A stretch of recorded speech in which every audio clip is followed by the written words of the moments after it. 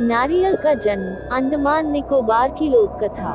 पुराने समय में कार निकोबार के एल्कामेरो में दो मित्र रहते थे।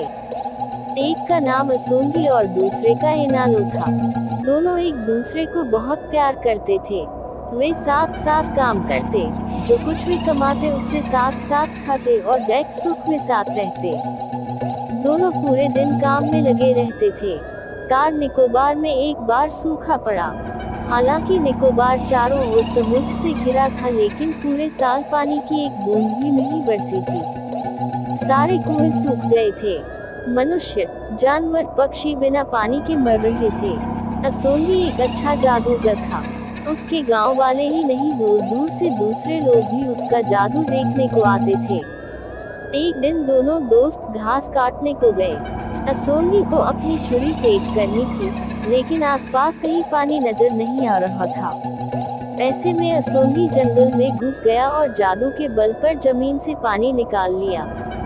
उसे लेकर वह अपने मित्र इनालो के पास आया। इनालो को बड़ा आश्चर्य हुआ। यह पानी तुम कहाँ से ले आए? उसने असोंगी से पूछा। जंगल के भीतर से, असोंगी ने संक्षिप्त सा उत्तर दिया। देखो, मैं तुम्हारा सबसे गहरा दोस्त हूँ। इनालो लालच पूर्वक बोला, मुझे भी यह जादू सिखाओ ना।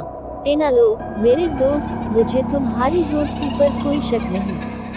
असोंगी ने सपाट आवाज में बोलना शुरू किया, लेकिन मेरे गुरुजी का कहना था कि हर विद्या हर आदमी को नहीं सिखाई जा सकती। इसलिए, अच्छा, तो मैं जादू सीखने के योग्य नहीं हूँ।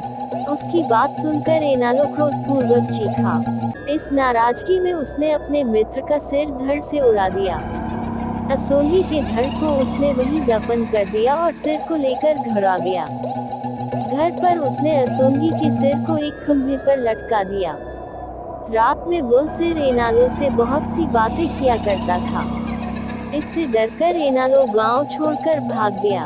वह दूसरे गांव में जा पहुंचा। वहां उसने शादी की और आराम से रहने लगा। कुछ समय बाद उसके घर एक पुत्री का जन्म हुआ।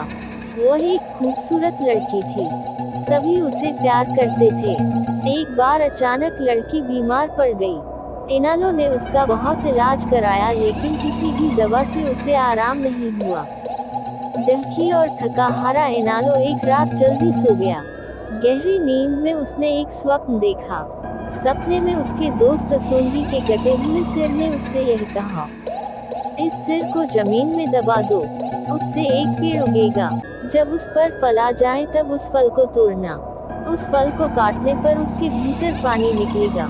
वह पानी अपनी बेटी की पिलाओ, वह ठीक हो जाएगी। इनालो की नींद टूट गई।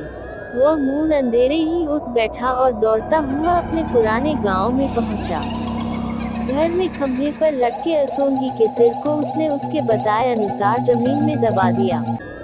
कुछ समय बाद उस सिर से एक पेड़ पैदा हुआ। उस पर फल लगे। इनालो ने फलों को बीज से काटा और पानी निकालकर बेटी को पिलाया। कुछ ही दिनों में लड़की बिल्कुल चंगी हो गई। इनालो उसे स्वस्थ देखकर बहुत खुश हुआ। उसे दैख हुआ कि उसने असोंगी जैसे भला चाहने वाले मित्र के साथ घात किया।